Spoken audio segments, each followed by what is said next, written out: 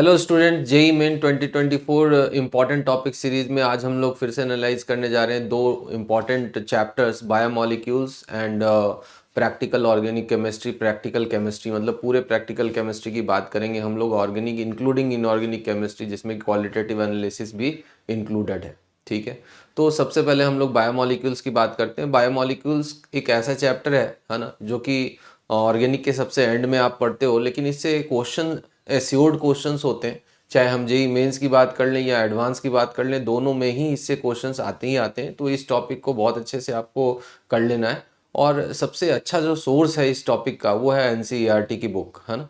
तो एनसीईआरटी की बुक बहुत ध्यान से पढ़ लो इस टॉपिक में। और एक पर्टिकुलर सेक्शन होता है बायोमॉलिक्यूल्स में जिसमें कार्बोहाइड्रेट और हम लोग एमिनो एसिड्स के बारे में पढ़ते हैं। तो कार्बोहाइड्रेट और एमिनो एसिड्स में कुछ रिएक्शंस भी गिवन है आपके टेक्स्ट बुक में।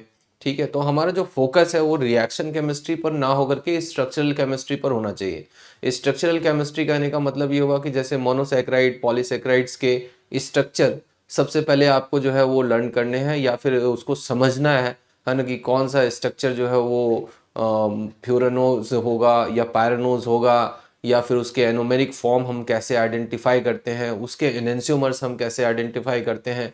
ये जो सब टॉपिक है ये बहुत ही इंपॉर्टेंट है। सबसे ज़्यादा ट्रिकी क्वेश्चंस इसी सेक्शन से पूछे जाएंगे। ठीक है, तो इस सेक्शन को आप बहुत ही तरीके से कर लो।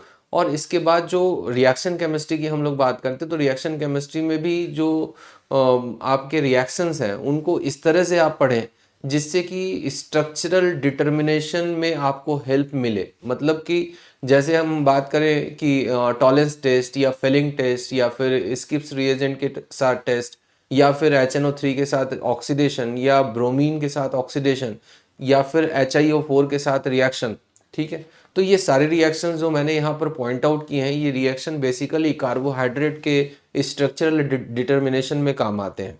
ठीक है, तो इस सारे रिएक्शंस को भी आपको पढ़ना है, लेकिन इस तरह से पढ़ना है जैसे कि उसके स्ट्रक्चर को आप डिटरमाइन करने जा रहे हो कि if some carbohydrate is giving failing test, so what could be the structure of this carbohydrate, या फिर टॉलेंस टेस्ट आ रहा है तो उससे क्या रिजल्ट हम लोग निकाल सकते हैं। इस तरह से इस पूरे चैप्टर को आपको पढ़ना है। फोकस आपका जो है वो स्ट्रक्चर बेस्ड होना चाहिए। ठीक है, और लास्ट में आपको इसी चैप्टर में टेस्ट के बारे में पढ़ना है, जैसे कि कार्बोहाइड्रेट और एमिनो एसिड्स के कुछ टेस्ट लिस्टेड हैं एनसीईआरटी और अपने सिलेबस में। तो वो टेस्ट आपको जरूर पढ़ के जाना है, इसलिए कि उससे कुछ ना कुछ क्वेश्चंस आएंगे ही आएंगे, है ना। तो टेस्ट को अच्छे से आप पढ़ लें कि कौन कौन से कंपाउंड कौन कौन से टेस्ट देते हैं, पूरी लिस्टिंग बना लें, है ना। एक टेबलाइज फॉर्म में आप इसको जनरेट कर लो और उसको मेमोराइज कर लो, इसलिए कि इससे डायरेक्ट क्वेश्चंस आएंगे, है ना। तो ये एक एस्योर्ड क्वेश्चन होगा। ठीक है, फिर अगर हम लोग बात करें एमिनो एसिड्स, है ना, तो एमिनो एसिड्स में भी वैसे ही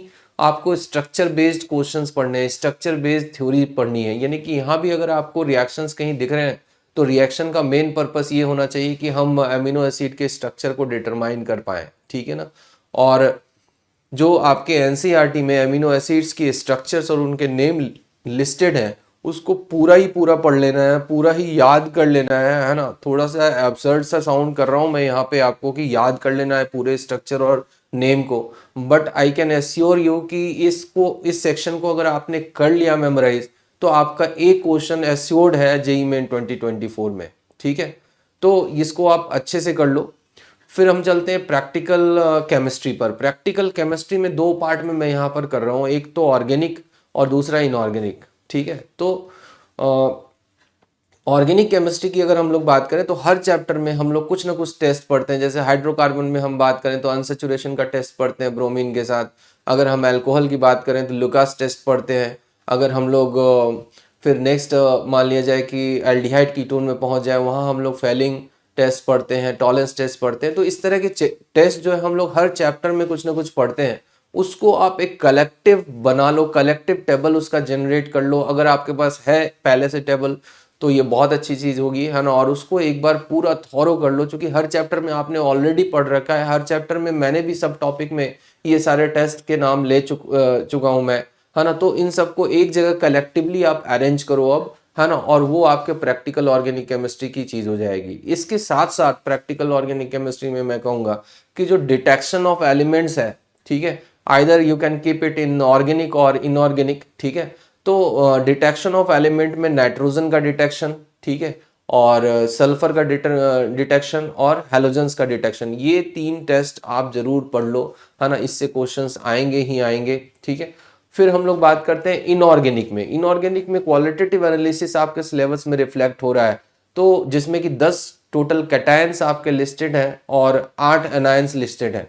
मैं इसमें आपको ये कहूंगा कि इससे क्वेश्चंस आने ही आने हैं, लेकिन जो प्रैक्टिकल केमिस्ट्री की बात है, क्वालिटेटिव एनालिसिस की बात है, आप रिस्ट्रिक्टेड रहो इसी 10 कैटायंस और 8 एनायंस पर, इसके बियॉन्ड जाने की कोशिश मत करो। और बेटर ये होगा कि हम एनसीईआरटी से या फिर जो एनसीईआरटी की जो लैब मैनुअल आती है उससे इस सेक्शन को पूरा का पूरा कवर करें, ठीक है। मतलब आपको इस लेवल से इसको कवर करना है कि सिर्फ थ्योरी ना रह जाए, बल्कि उसकी प्रैक्टिकल केमिस्ट्री जो प्रैक्टिकल हम करते हैं उस समय हमें क्या दिक्कत आती है या फिर किस सीक्वेंस में हम इसे ऑपरेट करते हैं, वो सारी चीज़ें आपको ध्यान से इसमें करनी है। और इस सेक्शन से आपका क्वेश्चन 100% एश्योर्ड है ना। तो ये हमारे आज का सब टॉपिक का एनालिसिस था। All the best for JEE main 2024।